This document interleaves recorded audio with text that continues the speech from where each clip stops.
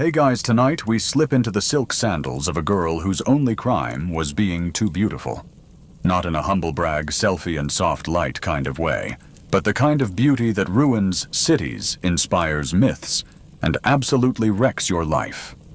You're born into a sun-bleached world of marble statues and olive groves, where even your cradle seems to cast a glow. The neighbors coo, the priests frown, and somewhere a goddess clenches her immortal jaw. So before you get comfortable, take a moment to like the video and subscribe, but only if you genuinely enjoy what I do here. Let me know in the comments where you're tuning in from and what time it is for you. Now dim the lights, maybe turn on a fan for that soft background hum, and let's ease into tonight's journey together. You're the daughter of a minor noble family in a city-state that probably isn't Athens, but is definitely trying to be. Your mother screams when she sees your face for the first time, not in fear, but awe. You're radiant, alarmingly so. By your first birthday, strangers offer coins just to glimpse you. By your fifth, local sculptors beg your parents to let you sit for them. They want to capture the form of the gods, they say. Your father politely declines. He's already planning something more profitable. By 7, you're not allowed outside alone. Not because of wild dogs or bandits, but because men stop walking when they see you. Literal chariot crashes. Old women spit to ward off the evil eye. One neighbor claims you walked past her olive tree, and now it's fruiting out of season. You're not a girl anymore. You're a local omen. Historians still argue whether the ancient Greeks truly believed in beauty as a divine gift or a dangerous curse. But in your case, no one's leaving it to chance. Your hair is braided to hide the shine. Your face is smeared with ash during festivals. You're ordered to pray daily to Aphrodite both as worship and insurance policy. And yet nothing helps. At 9, the town oracle has a vision. No, not of a flood or war, but of you. The girl with the moonlit face she declares will draw the ire of heaven. Super specific, super inconvenient. Your family responds by doubling your dowry. Better to marry you off before you destroy the harvest or cause a thunderbolt incident. The top bidder, a merchant with the personality of a wet sandal and the breath of expired olives. You don't get a say. Marriage is business and your prime real estate. In ancient Greek society, girls were typically married off between the ages of 12 and 14, sometimes younger. You're a few years early, but no one's waiting around for the next oracle update. The man is rich. He's older than your father. He gifts your family a miniature amphora of imported saffron and a slave who speaks 3 languages. He brings a seamstress to measure your fingers for gold rings. And you sit perfectly still because you've been taught that stillness is your best defense. A beautiful girl who moves too freely is always inviting something according to everyone but you. One night you overhear 2 housemaids whispering. One says the gods must have molded your face from starlight. The other mutters that faces like yours never last long, they get stolen, smudged, or sacrificed. You don't sleep that night. The next morning, you wake up early, sneak to the edge of the bathhouse mirror, and stare, not like a girl admiring herself, but like someone trying to find the trap door. You trace your nose, your jaw, those 2 perfect cheekbones that launched your problems. You wonder what you'd look like if you smashed a handful of grapes and rubbed them across your skin. Less divine, maybe. Less dangerous. Still, you don't do it. Because part of you wonders if the face is you. And if you scrub it away, what's left? There's a tiny corner of your soul that daydreams about being average. A bakery girl, maybe. Selling honey cakes and smiling without causing riots. But here you are, trapped in a life sculpted by admiration, fear, and the heavy silence of things unsaid. You didn't ask for any of it. You just showed up, and somehow that was already too much. The wedding comes before your 12th birthday. Not with fireworks and roses, but with incense dry chants and the clink of coins changing hands. You're dressed in white symbol of purity, though that's mostly for show. The real currency of the day is your face gleaming beneath your veil, like a moon barely hidden by cloud. The priest drones on. Your groom's hands are dry and papery. You don't look at him. You look at the temple floor, wondering if a lightning bolt might come through the roof and give you a way out. You've heard of that happening. Mythologically speaking, at least. One poor bride, too pious for her own good, was swallowed whole by Gaia for daring to marry a mortal. Not a bad exit strategy. But no, you get no divine intervention. Just a kiss that feels like a stamp of ownership, and a new home that smells of overcooked lentils and dried seaweed. Historians still argue whether child brides in the ancient world felt anything like modern agency. Most girls, they say, were too steeped in tradition to question it. But you've always had too many questions and nowhere to ask them. You play the part, because what else can you do? Your new husband wastes no time showing you off. You're paraded through dinner parties like a prize goat, except no one's pretending this isn't about breeding. Men gape, women sneer. One older matron clutches her pearls and murmurs that your husband is tempting divine wrath. And she isn't wrong, because that very week, the local temple priestess declares she's had a vision. Aphrodite is angry. Furious, actually. She claims the goddess has visited her dreams every night, gnashing her perfect teeth and demanding to know who this new beauty is. Someone, she says, must be punished. Your name starts floating around in muttered prayers and passive-aggressive oaths. A few flower sellers leave your name out of blessings just in case the goddess is listening. A girl you once shared figs with on the school steps avoids eye contact. You feel it everywhere. The slow burn of suspicion. The tightening noose of myth. Here's the kicker in some corners of the ancient world. Beauty wasn't just admired. It was feared. There are scattered stories, fringe but persistent, of girls sent into exile, hidden away in towers, or outright sacrificed to appease gods who couldn't handle a mortal outshining them. You start to wonder if you're next. Your husband tries to protect you, sort of. He starts dressing you in duller colors, keeps you indoors during festival season, and even tries to hire a priest to conduct a cleansing ritual. One that would, in theory, de-divinize your features. You sit through it blinking through incense and chanting while a woman waves sacred herbs in your face like she's chasing off a demon. Spoiler, it doesn't work. Your beauty lingers. Worse, it seems to intensify. Every time someone sees you again, they say things like, "She's even more radiant than before." One neighbor goes blind after allegedly gazing at your face for too long. He claims he saw a flicker of the divine, and now his eyes refuse to see anything else. Total nonsense, probably, but try arguing with a man who insists he's been kissed by heaven. After that, your husband decides to take drastic action. He locks you away in a garden house outside the city walls, technically luxurious, but undeniably a gilded cage. There's a courtyard, some olive trees, and a shallow marble pool that reflects the moon so brightly it hurts to look at. You are, for all intents and purposes, in exile. But prettier. Your only companions are two older servant women and a mute boy who brings scrolls for you to read. You spend your days pacing stone paths and wondering what it would take to become forgettable. One morning you find a letter buried under your pillow. It's unsigned. The handwriting is clumsy. "You're not cursed," it says. They are. That's it. One sentence. But it hits you like a war drum. Someone somewhere sees you as more than just a walking omen. You tuck the letter into the hem of your tunic and reread it every night, whispering the words like a spell. You're not cursed. They are. Still, you don't know who wrote it, or what they meant.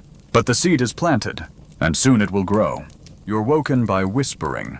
Not words, just the kind of hissing hush that pulls at your instincts. The courtyard is bathed in silver, the kind of moonlight that makes everything look like it's been dusted with crushed bone.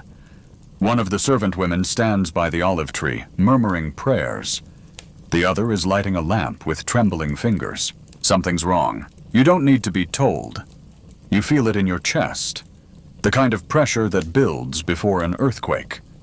And sure enough, by midday, a messenger arrives on horseback, mud-splattered and breathless, declaring that a terrible illness has gripped the city. Not a plague exactly, no one can name it, But people are fainting, wailing, tearing at their clothes.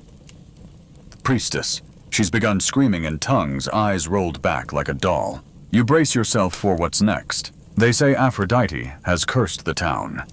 That a mortal has drawn too much attention, disturbed the divine balance. And the priestess has named a name. Your name. If you thought being exiled to a private garden was bad, imagine being the cause of divine wrath. The noble families are furious. Merchants are terrified. Even the local military commander has been seen making sacrifices, which is hilarious since he once boasted that he didn't believe in childish gods. Now everyone believes, and they all want a scapegoat. Historians still argue whether this sort of mass divine hysteria was truly spiritual or a form of crowd psychology. But when you're the target academic, debates feel irrelevant. Your husband comes to visit. For the first time in weeks. His hair is disheveled, and his eyes are sunken. He doesn't embrace you, doesn't even look at your face. Instead, he stands in the doorway and says, "They're calling for ritual atonement." You already know what that means. You've heard the stories. It could mean anything from being paraded through the streets in chains to being symbolically drowned in a sacred spring.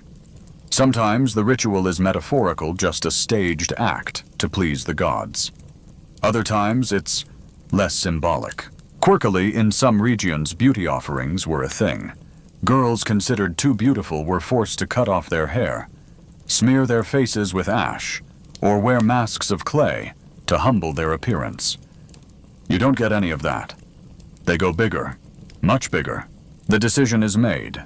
You'll be offered at the temple steps, not killed, they insist, but left out overnight, as a sign of submission. If the goddess accepts you, she'll leave you alive. If not, well, may the gods be gentle. You're scrubbed with perfumed oils, dressed in white again, because irony is eternal, and led barefoot through the city as a growing crowd follows. Some throw petals, some spit. One old woman sobs into her shawl and mutters, "Poor girl, she didn't ask for this." You want to hug her, or run. But mostly, you want to scream.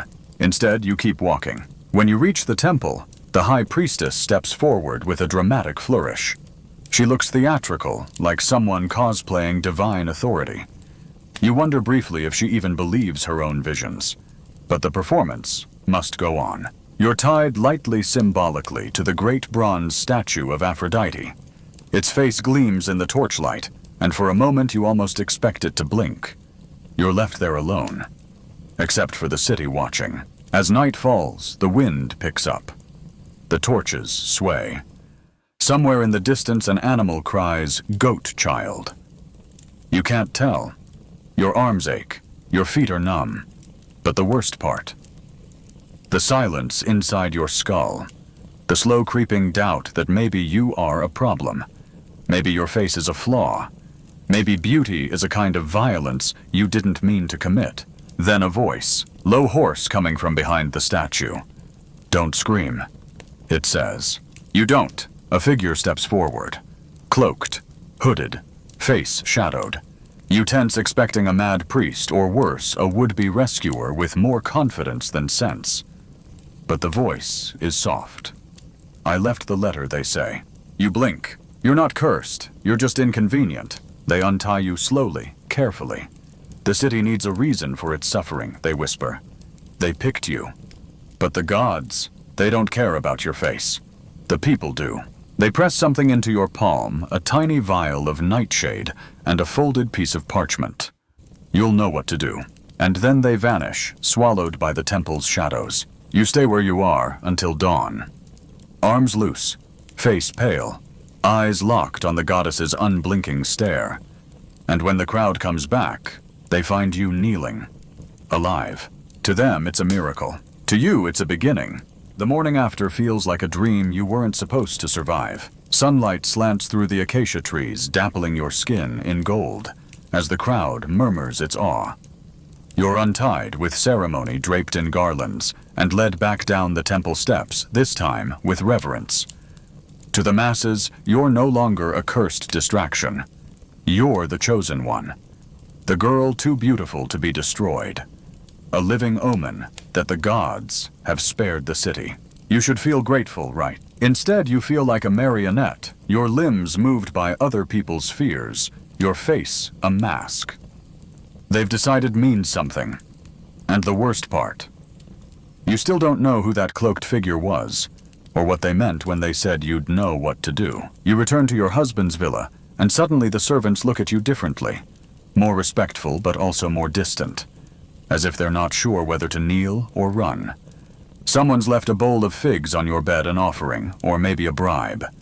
You can't tell anymore. For weeks you're treated like a living relic.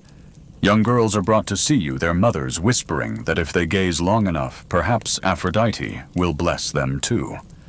You smile gently and say nothing. Because what can you say? Sorry, kids. I'm just a regular person whose bone structure caused a full-blown social meltdown. Historians still argue whether this transformation from outcast to divine symbol was common, or whether you were just a bizarre footnote in a bizarrely insecure era. Either way, your life is no longer yours. The city holds festivals in your honor. Not by name, of course, you're never officially mentioned, but everyone knows who the Blessed One of the temple is. Statues are erected, women holding mirrors draped in robes like yours, gazing skyward. You even hear that in a nearby village, girls are painting their faces with crushed lilies to mimic your pallor.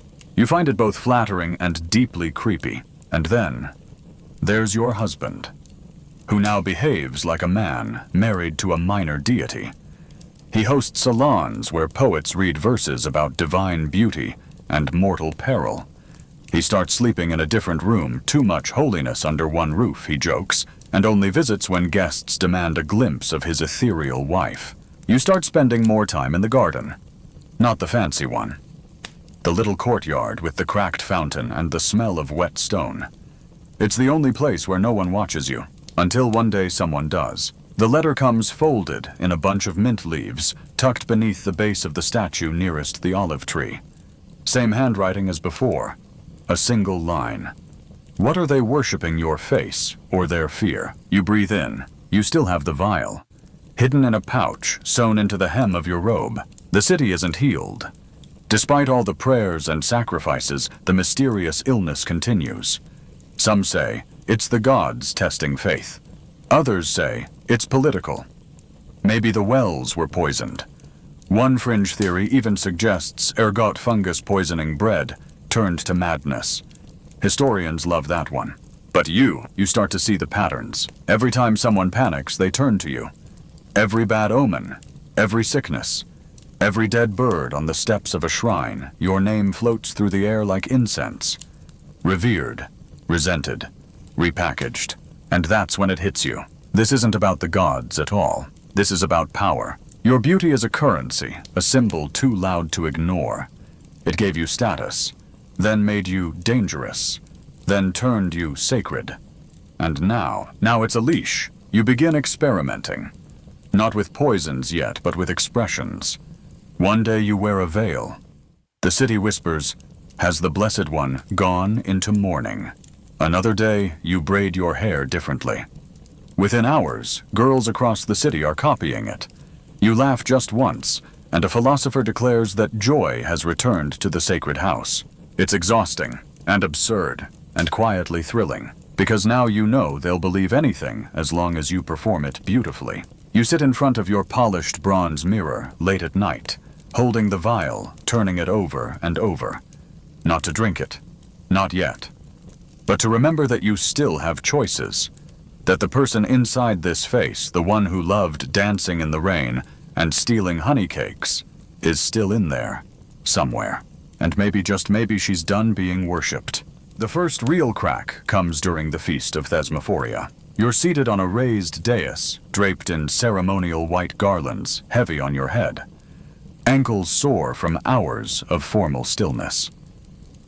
The crowd below sways in drunken reverence, tossing petals and chanting hymns. You've learned to tune it out just another day, being the city's living statue. But then, a child breaks the line. A girl no older than 8, darting past priests and guards, clutching something in her fist. She runs straight to you, stops at your feet, and opens her palm. It's a crudely carved little figure, wooden lopsided, meant to be you. Except it isn't beautiful. The face is smudged. The proportions are awkward, and the expression, it's scared. Just, scared. You look at the girl. She looks back wide-eyed and says, "Mama says if I worship you, I won't get the sickness." And you feel it in your gut like a drop of icy water down your spine. Because that little figure is the most honest reflection you've seen in months. Later alone in the antechamber, you snap. You tear off the garlands, kick over a basket of sacred doves, and scream into the marble until your throat stings. Your hand reaches for the vial, not to drink it, but to throw it. But something stops you. The image of that little girl, believing that your face could protect her, believing beauty could be a shield. You don't want to be her shield. You want to be her hammer. So you make a decision. If they want a divine woman, you'll give them one, but on your terms. Not a victim, not a vessel, a force. You start small, visiting the sick in the lower quarters, veiled, speaking gently. The priests don't approve, but they don't stop you either. People begin to whisper that your presence brings relief. That illness leaves faster when you've been in the room. You don't correct them. You learn things. About the water supply. About which officials have been hoarding medicine. About a local healer whose remedies actually work, but who was banished for being too crude. You find him. Bring him back. Quietly fund a makeshift clinic under the temple's nose. One mainstream historical theory argues that female figures like you, venerated for beauty, punished for it, then reborn as holy, were often folded into civic structures as soft power operators. Priestess queens, oracle mothers. It's likely exaggerated, but standing here manipulating the city's entire nervous system with nothing but a look and a whisper, you see how it could be true. And then the statue arrives, towering, marble, unmistakably you. Draped in robes, arms outstretched, mouth slightly open, as if ready to bless or condemn. It's installed outside the northern gate where the plague victims are buried. You're told it's to watch over them, but you know better. It's a warning, and suddenly everything shifts. The priests grow colder. The nobles stop inviting you to their salons. Your husband disappears for 3 days. When he returns, he mumbles something about politics, about needing to stay neutral. You don't ask. You don't need to. Because that night someone tries to poison you. It's subtle bitter almonds in your evening tea, a taste you'd learned to spot from your old lessons. You pour it into a potted fig tree and watch it wither overnight. So much for subtlety. You lie low. Play the role. Drift like smoke through the palace, say little smile less. But behind closed doors you're gathering names. Allies. People like that little girl and her mother. People who saw you not as a goddess or a curse, but as a person who refused to disappear. Historians still argue whether your rise was self-engineered or circumstantial, whether you played the system or were played by it. But none of them mention what it's like to hold that vial every night, to feel its weight, and know it's still the easiest exit, and still not choose it. You start writing letters, edicts, small changes to temple protocols signed in a hand you've practiced to mimic the high priests. No one questions them. Not yet. Because the face on the statue at the gate still keeps people in line, still haunts dreams. But you're no longer haunted by your beauty. You're wielding it, and for the first time in your life, you feel powerful in a way that doesn't require being adored, just obeyed. The morning they burn your likeness, the sky is perfectly, insultingly clear. You watch from a shadowed alcove as the mob gathers in the marketplace. Torches flicker. Chanting swells. The statue they burn isn't the one by the northern gate. No, that's too heavy to move. This one is newer, smaller, made hastily from painted wood and papier-mâché. But the face is unmistakable. Yours. Mouth agape as if caught in surprise. You're not surprised. What surprises you is how calm you feel watching it fall apart. The flames lick at the hair first painted gold curls, curling into blackened smoke. Then the eyes blister. Then the whole face sloughs off in chunks. Someone throws a shoe. Another spits. Witch cries a man with a bandaged eye. Whore of the gods, someone else shrieks. And you blink, then turn away. This is what beauty buys you, a front row seat to your own execution served in effigy. So you don't flinch, you regroup. By now, you've gathered a small, loyal cluster of women. Former acolytes, midwives, outcasts. One of them used to be a palace scribe. She's the one who teaches you to forge not just signatures, but seals. You move meetings underground, literally. An old cistern below the bathhouse becomes your command center. Damp, echoing, but secure. From here you start rewriting the script. And here's the kicker. The people who hate you most, they're still obsessed with your face. You notice it everywhere. Sketches pinned to tavern walls. Clay figurines carved crudely in your image sold to be smashed. One man even bakes your likeness into loaves so customers can eat your face for breakfast. And the irony, they're keeping your memory alive better than any temple hymn ever did. Historians still debate whether these effigy rituals were acts of rebellion or purification. Some say they were meant to expel plague energy, others that they simply gave angry citizens a harmless outlet. You know the truth. It was about control. About shaming a woman until she shrinks into silence.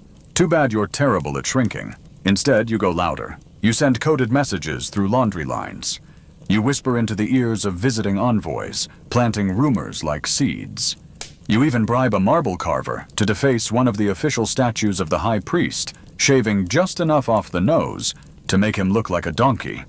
The city wakes up to a scandalized laugh. And then, just when things start to tilt your way, the plague breaks again. Harder this time. Bodies pile in the streets. Food lines stretch for hours.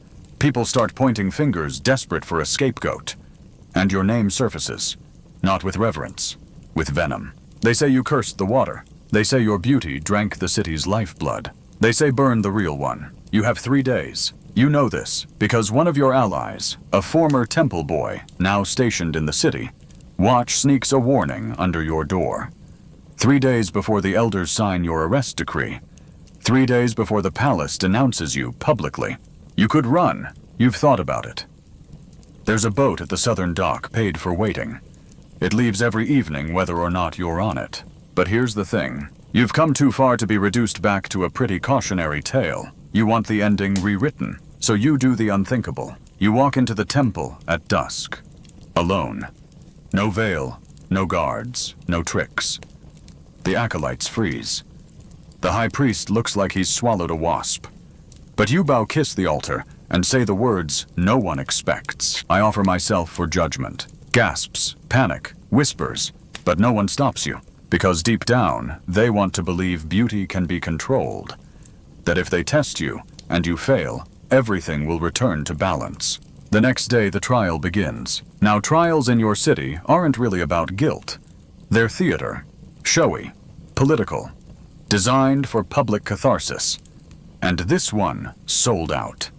People jam the amphitheater steps, elbowing for space. You spot children on shoulders, vendors hawking roasted nuts. Even the donkey-nosed statue gets a flower crown from someone with a sense of humor. The charges are nonsense. Poison, witchcraft, spiritual seduction. But the evidence is cleverly stacked.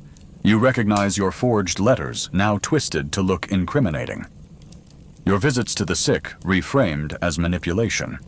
Even the girl with the wooden doll is dragged in to weep about how her mother died anyway.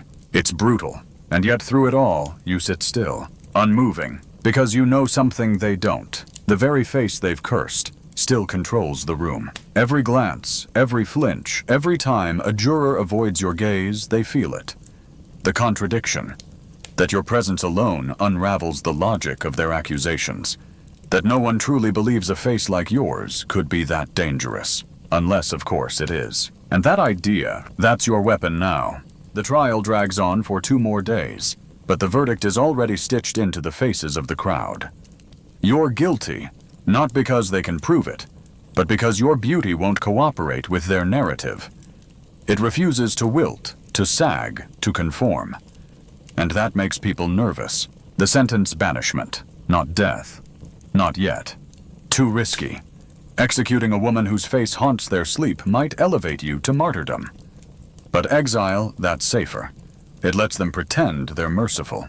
So they march you through the city at dawn, hooded and barefoot, with a scroll tied around your neck listing your crimes. The high priest reads it aloud as you pass voice booming exaggerated pauses for dramatic flair. But it's not his words that sting, it's the silence of the crowd. No one cheers, no one throws rotten fruit, just watching, waiting, processing. A few turn away. That's when you realize something strange is happening. They're not angry anymore. They're afraid. Not of you, but of what you represent. Because if beauty like yours could be punished, shamed, twisted into a weapon, and cast aside, what hope do the rest of them have? Historians still argue whether your exile was a political compromise or a divine test. Some ancient texts claim the gods sent omens against executing you. Others say a riot nearly broke out when they tried. A few even insist your judge wept. You don't know the truth. You just know your ankles bleed as the sand grinds into your skin and the city grows smaller behind you. But here's the thing. Banishment doesn't end a story. Sometimes it's the spark for a second act. You settle in a coastal village far enough that your name turns into rumor. At first, people treat you with suspicion. Too tall, too quiet, too deliberate. But you keep your head down. You learn the tides, the rhythms of drying fish and weaving reed mats. You help a woman deliver twins in a storm, and suddenly the whispers shift. They stop calling you cursed. They start calling you healer. Soon, girls with bruised faces come to your door at night. A farmer's wife hides in your kitchen with a broken wrist. You stitch, you teach, you protect. Word spreads. People come farther and farther, asking for remedies, for guidance, for stories. And yes, some still stare too long at your face. But now the staring is different. Less possession, more reverence. Like they're afraid to blink and miss a miracle. By the time the merchant caravans return from your old city, they bring tales that surprise you. The high priest has vanished. The temples are quiet. The plagues have stopped. And in the marketplace, a new statuette sells out every solstice, hand-carved from driftwood, with curls like yours, and a placid expression. They call her the lady who endures. You laugh the first time you hear it. Because enduring was never the plan.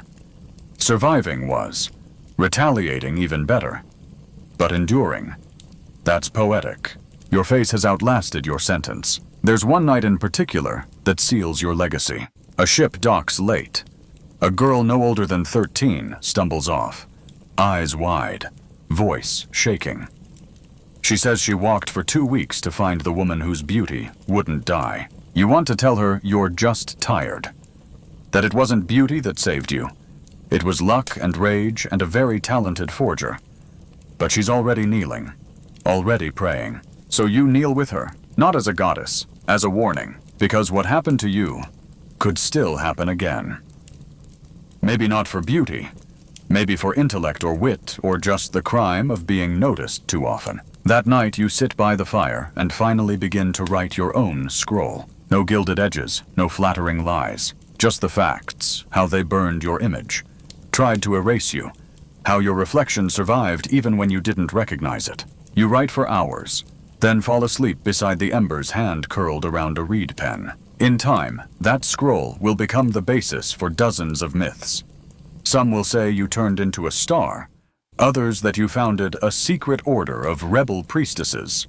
One bizarre version claims your beauty was so strong it petrified any man who looked at you, a sort of feminist Medusa with better hair. Let them tell those stories. You've told your own. And here, far from marble altars and twisted laws, you finally get what you always wanted. Not adoration, not worship. Freedom. Years pass, but you stop counting. Out here, time doesn't chase you the way it used to. It drifts like sea foam across the sand. One tide carries the old fears away. The next brings young women from even farther corners of the land, eyes wide with the same questions you once asked in silence. And somewhere along the way, you realize something: your face has changed. Not much, but enough. The lines around your eyes whisper of laughter, now not worry. The sun has kissed your skin into warmth, softened your once porcelain edges into something more human. You're not the girl they feared anymore. You're someone else entirely. And it's glorious. Historians still argue whether you ever returned to the city that exiled you. A few late scrolls suggest you did veiled anonymous just to watch it crumble from the inside. Others believe you were smuggled in to witness the temple's downfall and offer one final silent smile of justice. Still others think you never looked back, and maybe that's the truest version of all. Because you didn't need revenge. You had something rarer. You had peace. By now, the story of the punished beauty has taken on a life of its own. Bards recite it by firelight. Scholars dissect it with ink-stained fingers. One particularly dramatic poet rewrites you as a tragic muse who cursed the moon itself to weep for your sorrow. You roll your eyes at that one, but you keep the poem anyway. It's funny in a sweetly delusional way. Quirky legends spring up like mushrooms, that touching your footprints blesses a child with confidence, that your tears could melt jealousy. One village swears you taught birds to braid hair. Another insists you married the sea and bore it daughters who could breathe underwater. Sure, why not? Let them believe it. You've learned something vital over the years. The world will always try to remake you into what it needs. Sometimes it needs a scapegoat. Sometimes it needs a savior. Occasionally it needs a symbol so powerful it forgets you were ever a real person. But you remain something more dangerous than any of those. You remain unbroken. And so the girl once exiled for being too beautiful becomes an icon for everyone who's ever been punished just for existing too vividly. For the loud ones, the strange ones, the women who take up space without permission.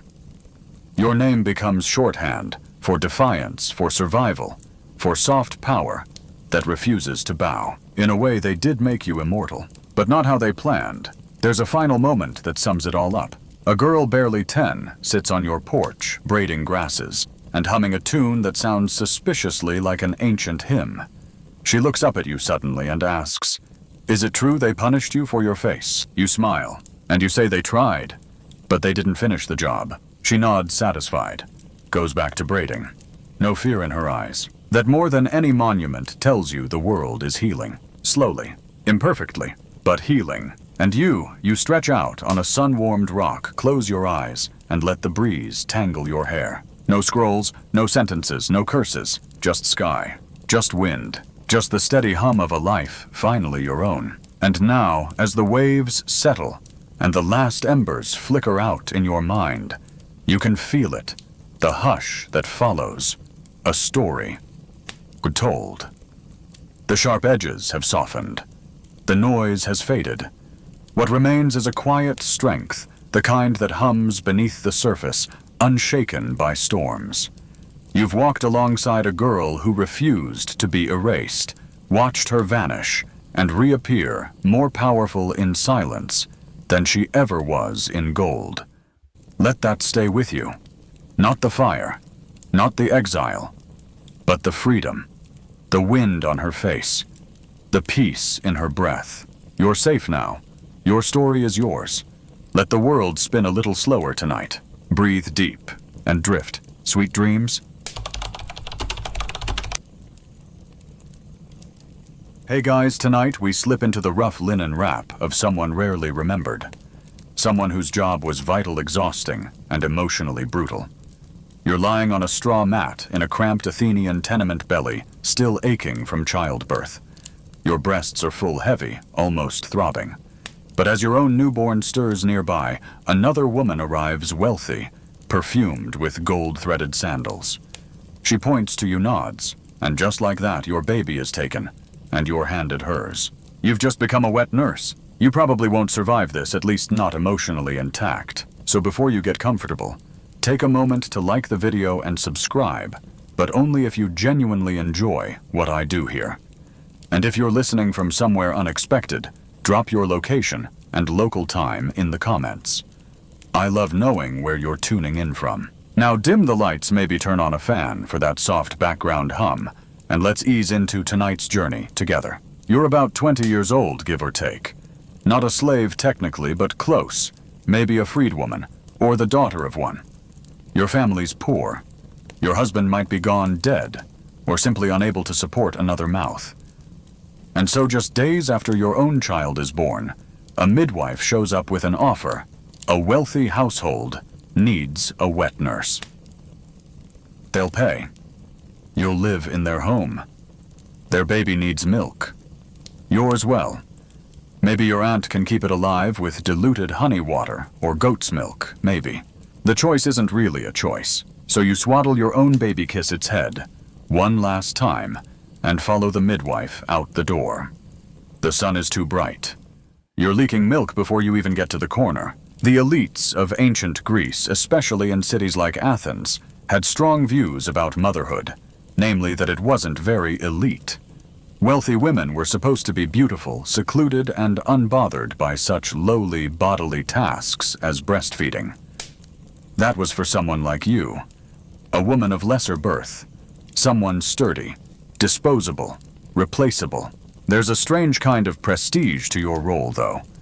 Wet nurses were crucial. Not just hired help, they were guardians of life. Breastfeeding wasn't optional in ancient Greece. Infant formula didn't exist, and babies born into wealth were often sickly or premature, or orphaned entirely. Without a nurse, they would die. Everyone knew this, and yet, nobody really cared how you felt about it. In one breath, the lady of the house praises you as her savior, her milk mother. In the next, she reminds you not to overeat figs or sleep on your left side, because obviously that would sour your milk. You learn quickly to nod and smile. What stings worst isn't the exhaustion, or even the ache of your breasts, though that'll come soon enough. It's that you're not allowed to speak of your own child. Not while you're in this house. Not while you're supposed to devote your entire body and spirit to theirs. Historians still argue whether wet nurses in Greece were allowed regular contact with their biological children. Some sources suggest they could visit. Others imply the separation was total. Either way, the emotional calculus is cruel. You're bonding deeply biologically with an infant that isn't yours. You wake to its cries. You soothe it with lullabies your mother sang to you. It looks nothing like you. Still, you love it because your body demands it. Meanwhile, your own baby grows up calling someone else mother. Wet nursing contracts, yes, they existed, often spelled out strict expectations. You were to produce a specific amount of milk, maintain a calm temperament, avoid spicy food, refrain from sexual activity, not menstruate, not fall pregnant. You were a human being reduced to a single bodily function, milk. A beautiful fresco in an elite home might show a woman handing her baby to a servant. It's idyllic, peaceful. The baby's chubby, the mother's serene. But it never shows you your sore, cracked skin. You're longing for your own baby's tiny hands. You're quiet weeping alone in the nursery. And you're not the only one. Greece had a surprisingly robust market for wet nurses. Women from Thrace, Lydia, or the Greek islands were often brought in, especially if they were known for good temperament or reliable milk. Some were slaves, others were paid. A few might have even felt pride in their work. After all, they were keeping a baby alive. But no one asked what they left behind to do it. There's a quiet desperation in the days that follow. Every time the baby latches, your body responds with love and guilt. Every coo and gurgle stings. You think about your child who's feeding them now. Are they hungry? Have they forgotten your smell? Will they ever forgive you? The infant in your arms is named for a god. Yours, if it survives, might never be recorded. But your milk keeps flowing, so you stay. The baby's name is Cleon, or maybe it's Lysandra. Doesn't really matter, you didn't get to choose. But it matters to the household. An heir, a daughter of a noble line, a son to carry a father's name. They talk about destiny over dinner while you're sitting in the back room trying to keep your body warm, under a too-thin blanket, milk-stained and sleepless. The infant cries again, and your chest tightens like a rope being pulled. You move automatically. You always do. At first, your body obeys. Hormones kick in. The letdown reflex happens easily. But after weeks without proper rest or nutrition, your milk starts to thin. The lady of the house notices. Her gaze shifts. It's no longer soft admiration, it's inspection. Like a merchant eyeing spoiled fig, she starts asking questions about your food, your sleep, your morals. Are you letting your emotions spoil the milk? In ancient Greece, breast milk wasn't just food, it was practically mystical. Aristotle, bless his complicated heart, believed it was congealed menstrual blood transformed by motherhood into something nourishing. Charming, right physicians like Soranus wrote entire guides to evaluating wet nurses. Ideal ones had a calm demeanor, moderate age, small nipples for easy latching, and naturally weren't prone to melancholy. Oops, you try to meet the expectations. You sleep on your right side. You chew bland lentils and avoid figs, just in case. You don't speak too loudly. You smile. You hum lullabies in Dorian mode because someone once said, that's calming. You become what they want, the perfect vessel. Meanwhile, your breasts are raw. There's no such thing as lanolin cream. No ice packs. You press cool cloths to the soreness and pray for relief. If the baby bites or just gums too hard, you wince and press through it. You can't pull away. That would be selfish, unprofessional. And in the shadows of your thoughts always is your own child, if they're still alive. Sometimes you see a slave girl with curly hair not unlike yours, maybe younger than you. She's nursing her baby while sweeping a courtyard. She catches your eye and looks away fast, but it's a reminder there's a whole quiet army of you. Wet nurses, slave nurses, surrogate mothers. None of you with your own babies. All of you full of milk you didn't get to keep. Historians still argue whether wet nursing was truly a profession or a kind of socially accepted trauma. In wealthier homes, it may have been more formal contracts, references, reputation. In others, it was necessity. The village woman down the road, who had milk when no one else did. The cousin who had just lost a child and was asked to feed someone else's. The grief is never acknowledged aloud. And let's not forget, ancient Greek infants weren't always guaranteed to live. Neonatal mortality was high. If the baby you nurse dies, you may be blamed. She wept too much. She ate something bad. The gods disfavored her milk. Some women were beaten, others sent home without pay. You carry that possibility every day in the folds of your tunic. A silent terror stitched into every waking moment. But if the baby thrives, you still don't get credit. You're just the background. Your role is simultaneously sacred and invisible, revered in theory, erased in practice. There's a moment maybe after 2 months when the baby looks up at you during feeding, makes a sound almost like laughter, grabs your finger. You melt. Because the human heart can't help itself. Biology doesn't care about class. You love this child, even though it isn't yours. Even though you know how this ends. Because here's the kicker. Once the baby is weaned, you'll be dismissed. No ceremony. No thank you. No bonus.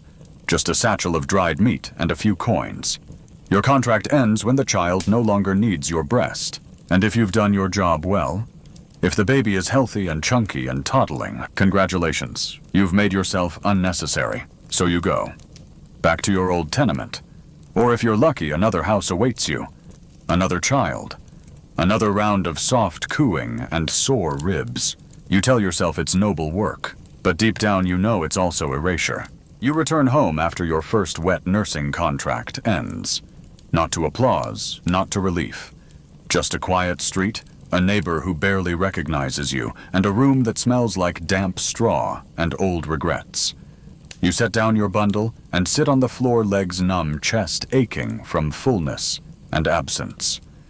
Your breasts haven't gotten the memo the child's gone, but the milk lingers leaking silently into your tunic. There's no welcome committee.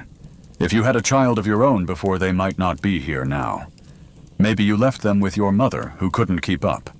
Maybe you buried them before you ever took the job. Or maybe, just maybe, you're still lactating in hopes that you'll see them again. That's the cruel poetry of it. Your body still believes you're a mother, even if the world tells you otherwise. Within days, someone's knocking at your door. A neighbor. A cousin's friend, word spreads fast. She's back. She still has milk. You nod. You don't ask who the baby is this time, and so the cycle begins again. Wet nurses weren't always permanent fixtures in one household. Often they moved hired for a season, then shuffled off like migratory birds. 1 month you're in Athens. The next you're dragged to some inland village where the roads barely exist, and the sheep outnumber people. It's not glamorous. You ride on the back of a cart, clinging to a sack of barley, and a stranger's screaming newborn. The sun is merciless. You smell like sweat-spoiled milk and unspoken grief. If you're lucky, they let you sit near the front so you don't vomit from the jolts. Historians still argue whether some women took pride in the wandering life, a kind of professional pride. Perhaps. There are records of high-end wet nurses with reputations that traveled faster than gossip. They were courted paid well sometimes, even treated like minor nobility. But that's not you. You're one of the nameless many. Your new client lives in a crumbling hilltop estate where chickens roam the courtyard, and the father hasn't smiled since the birth. The mother lies in bed too weak to sit up. They hand you the baby without a word. You offer your breast, and the child latches instantly.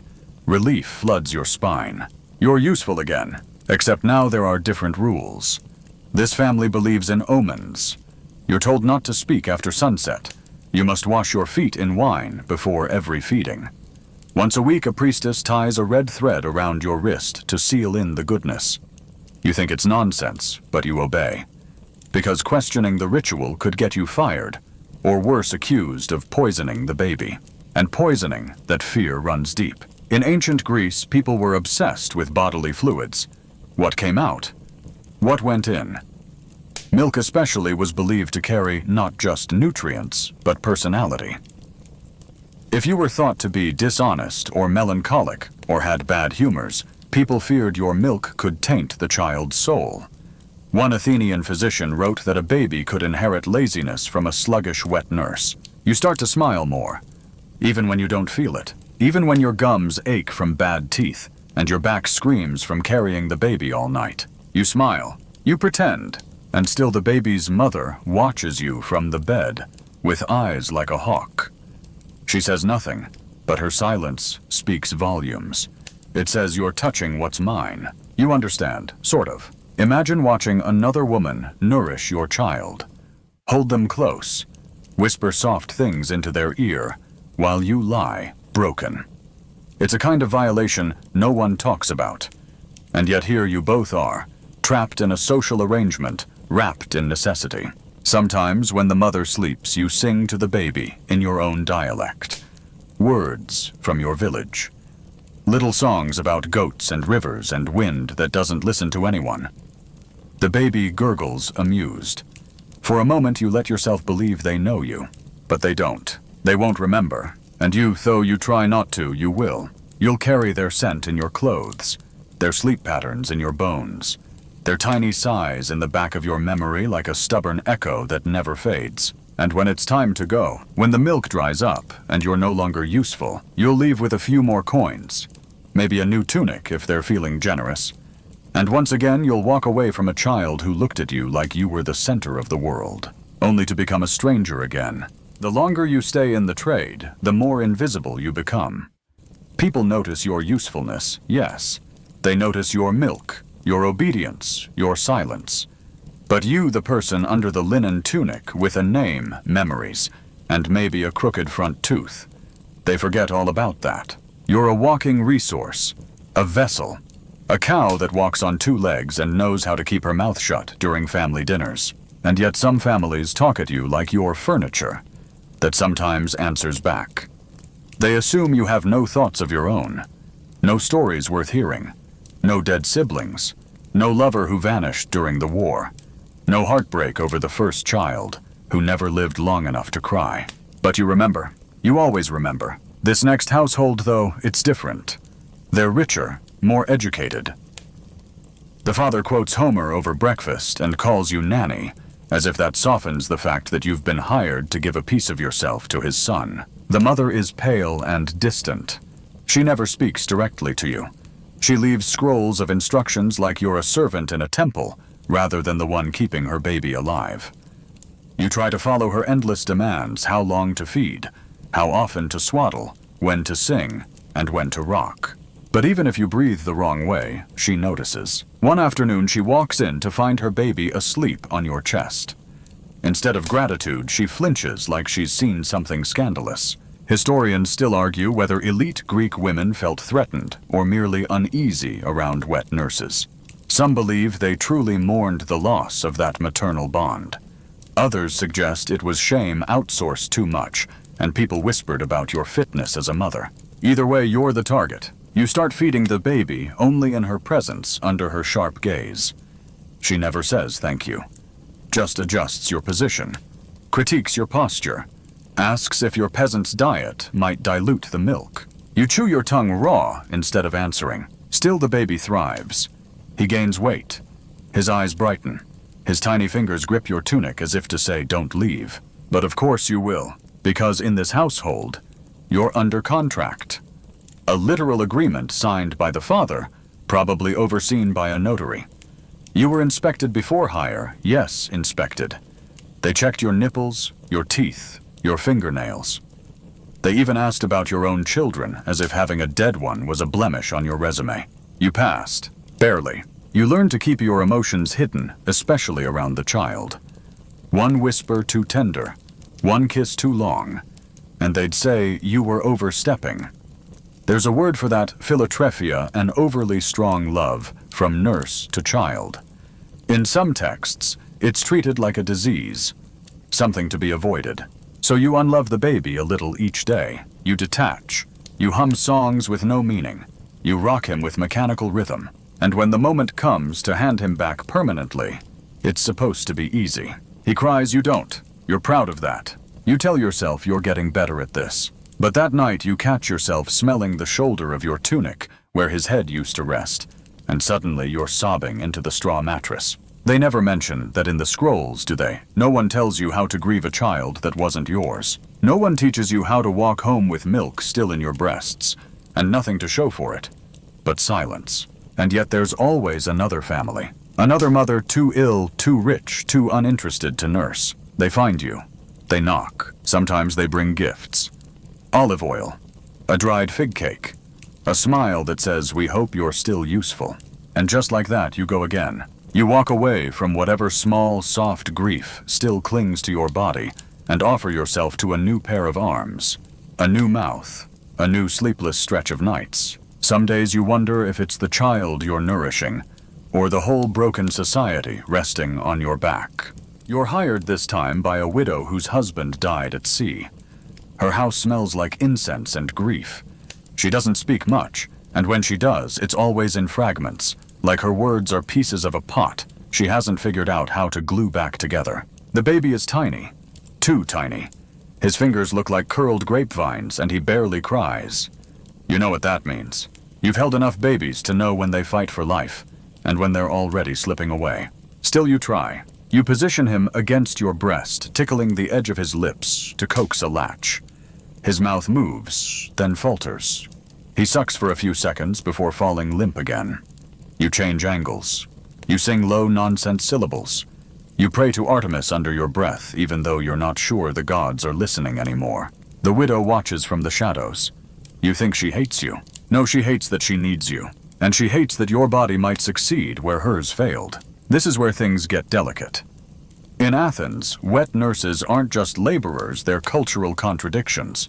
On one hand, your milk is seen as powerful, even sacred. Greek philosophers like Galen and Sorianus wrote entire treatises on the qualities of superior milk, its whiteness, its taste, the temperament of the woman who produces it. According to them, wet nurses should be calm, cheerful, and eat only foods that promote balance. No garlic, no onions, no wine. Certainly no anger.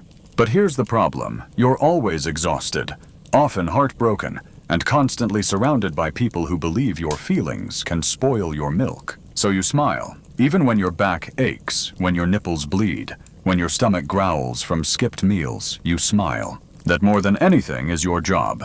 And it doesn't end with feeding. You're also the default babysitter, bodyguard, and more disturbingly, the moral role model. Some families expect you to whisper stories into the baby's ears, hoping your ethos seeps in through the milk. Others quiz you about your hometown, your dialect, your past, as if any sign of uncultured behavior could taint their child's soul. One household forces you to recite Aesop's fables every day during nursing. You do it voice steady, even though you barely understand half the parables. You wonder if the baby's even listening, or if he just likes the sound of your heartbeat beneath the rhythm of the words. And speaking of rhythm, your days blur into a slow-motion choreography of swaddle feed, burp, rock, repeat. Sleep, when it comes, is shallow and full of dreams that smell like stale barley and goat's milk. You wake to phantom cries. You twitch when there's silence for too long. The only moment that feels real is when you slip outside to fetch water from the communal fountain. There, other women gather some carrying clay jars, others balancing infants on their hips. You catch snippets of their chatter. One woman says her employer makes her taste the food before serving it, just to be sure it isn't poisoned. Another confesses she's pregnant again by her employer's teenage son. The rest fall silent at that eyes darting. Fringe accounts survive of wet nurses being exploited in all kinds of ways. You've heard whispers, some too awful to believe. But you don't dismiss them. Not anymore. Historians still debate how often these abuses occurred, whether they were normalized or hushed up, and whether wet nurses had any recourse at all. Most agree they were vulnerable, powerless, especially if they were enslaved or foreign-born. You head back to the house in silence. The baby is still alive, barely. You cradle him like a feather caught in wind. That night, the widow sits beside you for the first time. She doesn't speak, just watches. Then, without warning, she places a small carved figurine in your lap, a wooden rabbit with worn ears. "It was mine," she says softly. "When I was small." You don't know what to say. You hold the rabbit, feel its smoothness. The baby stirs, reaches for your necklace, yawns. Something unspoken passes between you and the widow. Not friendship, not trust, just the quiet understanding of two women caught in different parts of the same storm. You tuck the rabbit into the baby's cradle, and when dawn comes, you stay a little longer. You're sent next to a rural village, olive groves, dusty goats, and a family who's built their home from sun-baked bricks and intergenerational pride. It's supposed to be easier here, more peaceful. But the moment you arrive, you realize a wet nurse's troubles don't dissolve with the city dust. The baby's mother, barely 16, won't meet your eyes. She's been silent since the birth, her arms tucked to her sides, like she's afraid they might act on their own. You recognize that look. It's not shyness, it's detachment. The midwife hints she hasn't held the baby once, so once again the infant is yours. You take him tiny and fussy, his head no bigger than a pomegranate, and you settle into the familiar position. Latch, breathe, hum. The mother sits just outside the doorway, staring at the horizon, like she's waiting for someone who isn't coming back. Here in the countryside, the rules shift. There's no polished marble, no educated fathers quoting Plato at dinner. But there's still scrutiny, just with different rituals. Villagers peek through the door, pretend to drop off figs, or ask about your flow. One old woman declares your milk will be cursed unless you spit 3 times before each feeding. Another insists you avoid stepping over the hearth or the child might grow up barren. You pretend to comply, smile, spit if they're watching. Historians still argue whether rural beliefs like these were rooted in actual health concerns or just good old-fashioned paranoia. Either way, you play along. It's easier than explaining science to people who think sneezes are caused by evil spirits. One morning, as you rock the baby under a fig tree, an elderly man offers you a cup of warm goat milk and says, "Your body carries the soul of 2 women now, hers and yours." You laugh awkwardly, but inside the words rattle. Because it's true, isn't it? You aren't just nursing his body, you're building his future. You're his comfort, his nourishment, his night and day. And none of it will be remembered. No one carves your name into a family stele. No poet immortalizes you in a hymn. At best, you're a footnote, the nurse, if that. But for now, you are everything. It's the toddler from next door who brings the first moment of joy. She waddles in one afternoon with a fistful of wildflowers and plops them on your lap. You thank her exaggerated and sweet, and she grins with all the ferocity of childhood. "Baby likes you," she chirps. You blink. "He told me," she says matter-of-factly, and scampers off. You hold the flowers close to your chest. That night a storm rolls in. The roof leaks. The baby wails. You stay up pacing and bouncing him in your arms, singing lullabies in a language no one else here understands. The mother never moves from her corner, just stares at the wall, lost in a fog of something darker than sadness. In the morning, the midwife tells you the girl's husband died of a fever 2 months before the birth. She never wanted the baby, she adds quietly. But the family did. Now it makes sense. The silence, the stiffness, the way the mother watches you not with malice, but with emptiness. You aren't the intruder. You're the substitute. There's a moment, just one, that lingers with you. The baby has fallen asleep against your chest, lips, pursed breath, warm. Your humming, barely audible. The mother comes in, pauses at the door, then steps closer. She sits beside you. Not touching, not looking. Then without a word, she rests her head on your shoulder. You don't breathe. Just sit there, heartbeat slowing, letting her be near. She stays for one lullaby. It's not a miracle. She'll still retreat tomorrow. But tonight you were a bridge across her grief. And when the baby is weaned, and you leave clutching your small satchel walking the dusty path past olive trees, you know you'll remember this one. Not because of how he fed, but because for a few fleeting nights you held together the pieces of a broken family. You return to the city to find it louder, filthier, and more exhausted than you remembered. The agora swells with shouting men arguing over olive prices and naval treaties. The temples shimmer with offerings and incense smoke. But to you, everything smells faintly of overripe milk and sleep deprivation. The family who hires you this time is rich, staggeringly rich. Their home has columns, frescoes, and a private bath. They even have a slave whose sole job is to fan people during meals. Your room is small, but it has a bed to yourself, which already makes you feel like you've won the Panathenaic Games. Their child, a girl named Phila, arrives pink and squalling, and her mother greets her like one might greet a pottery delivery, gently curious, but a little distracted. "I hope she has my ankles," she mutters, before turning back to her hairstylist. And just like that, the baby is yours. Again, the nursemaids in homes like this are both essential and invisible. You are always there, but rarely acknowledged. You're not supposed to speak unless spoken to. You feed the baby, bathe her, burp her, coax her to sleep, monitor her first fevers, and yet you'll be dismissed from the room the moment guests arrive. There's a wordless understanding you don't belong to this world even if you help build it. Still, rich houses come with perks. For instance, this one offers you sesame cakes on feast days, which compared to your usual barley mush is like being handed a slice of Olympus. You sneak extras when no one's watching, and whisper your thanks to Hestia. But even wealth doesn't protect you from blame. When little Phila develops colic, the grandmother, her entire face a crumpled prune of suspicion, points at your chest, like it's the source of all evil.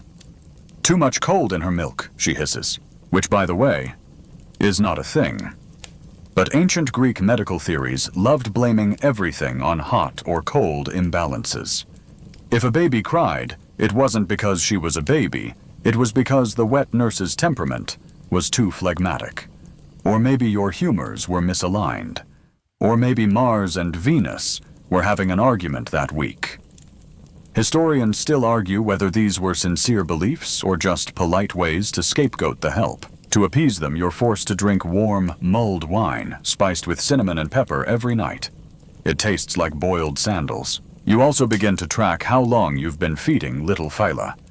Time here is slippery days, blur into nights, marked only by the rhythm of feedings and the ever-shifting moods of the family. But your own body reminds you constantly. Your breasts ache if she sleeps too long. Your hunger gnaws louder. You startle awake at phantom cries. And then finally it's time. Weaning. It's always a strange mix of relief and sadness. You prepare her final feed like a ceremony. She latches lazily, now eyes half-lidded, one tiny fist curled around your finger. You hum a lullaby about dolphins in the harbor, one her mother's never heard, and for once she doesn't cry when you unlatch her. You whisper a blessing to Athena and kiss her head. You expect a formal dismissal, maybe even a thank you. What you get is a bag of coins left silently on your cot. No one speaks to you as you leave. No one watches you go. And just like that, you vanish from the household's story. Your milk is in their child's bones, but your name never touched their tongues. You walk the city again, not quite knowing what to do with your hands. For the first time in months, your arms are empty, and that's when the memories begin to haunt you. Not the loud ones, the quiet ones. The weight of a baby's head, the sound of slow, sleepy suckling, the ticklish brush of tiny fingers against your collarbone. Moments that no one else saw, that only you remember. The city moves on, but part of you stays behind in every home you served, every crib you leaned over, every fevered brow you cooled with a damp cloth. You are not a mother, not exactly, but you've mothered more children than you can count, and none of them remember you. It doesn't take long before someone else needs your services again. Word spreads quickly, faster than the wind across the Acropolis, that so-and-so's wife just delivered twins, and the family is in desperate need of a calm, reliable woman with good milk. You're summoned without ceremony, as always. You don't get a moment to decide if you're ready. Your own body still aches, still yearns. But the economy of your world doesn't ask you for readiness. It demands usefulness. And so you walk again with a tunic that no longer fits quite right, breasts that still leak when babies cry nearby, and a heart that has become a sort of traveling reliquary for all the infants you've loved and lost to memory. This time, though, something is different. The twins are born to a family of philosophers. The father teaches in the Lyceum. The mother reads scrolls by candlelight. You expect detachment intellectualism over instinct, but what you find is almost stranger, genuine curiosity. They ask questions about your diet, your sleep, whether you prefer fig paste or honey in your barley. One afternoon, the mother even asks what your mother sang to you as a child. No one has asked you a question like that in years. You can't quite find the answer. Historians still argue whether such families were rare exceptions or if some version of nurse respect was more common in certain city-states. Evidence is frustratingly fragmentary: letters here, an inscription there. But most agree that wet nurses sat in a curious cultural limbo, absolutely essential, and yet eternally disposable. For you, this family feels like a whisper of dignity in a lifetime of service. They don't hand you your own room, of course, or invite you to symposiums. Let's not get wild, but they thank you. The children's grandmother even insists you take some leftover lamb from a feast. When you try to refuse, she presses the bundle into your hands anyway, muttering, "You need your strength." Still, the work remains the same. Twins are chaos.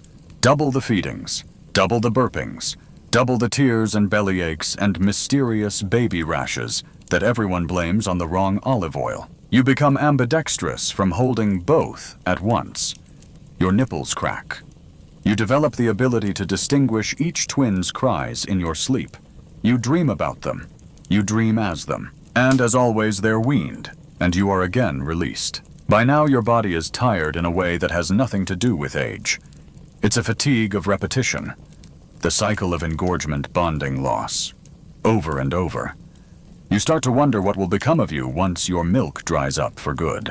There is no retirement plan for women like you. Some wet nurses manage to attach themselves permanently to wealthy households, becoming lifelong servants, or even nannies. Others fade back into the countryside, taking up weaving or fish gutting, or simply vanishing from the written record. You've heard whispers of one who started her own wet nurse network, a sort of breast milk matchmaking service. But for most, the story ends with silence. And yet, despite it all, you realize something odd. You remember them all. Every baby. Every little face. You could describe the birthmarks on their backs, the curl of their hair, the exact pressure of their heads on your shoulder. They don't remember you, but you remember them. You remember the girl who wouldn't latch unless you hummed. The boy who stared at your necklace while feeding. The one who teethed so hard, he left tiny crescent scars. And so on nights when you're finally alone, you light a small oil lamp and whisper their names, just in case no one else does. Because you were the one who held them close when no one else would. You were their warmth in the dark, their heartbeat before memory. And even if history forgets your face, your body carried their beginnings. And that matters. That has always mattered. Now as you lay there, still and soft, beneath your blankets, let the distant echoes of sandals on stone fade into the hush of your own quiet breathing. Picture that little lamp glowing in the corner of a simple room, the kind where no one's watching, but everything real is happening. You're not holding anyone now. You don't have to. The weight has been lifted. The night belongs to you. Feel your limbs grow heavier, like marble, slowly sinking into warm sand. Let the sounds of ancient lullabies drift across your thoughts like sea breeze through olive trees. The kind of breeze that doesn't ask anything of you. No more crying infants. No more whispered blame. Just stillness. You did your part. You gave all you could. And now it's time to rest. Tomorrow will come, but tonight let it all go. Sweet dreams.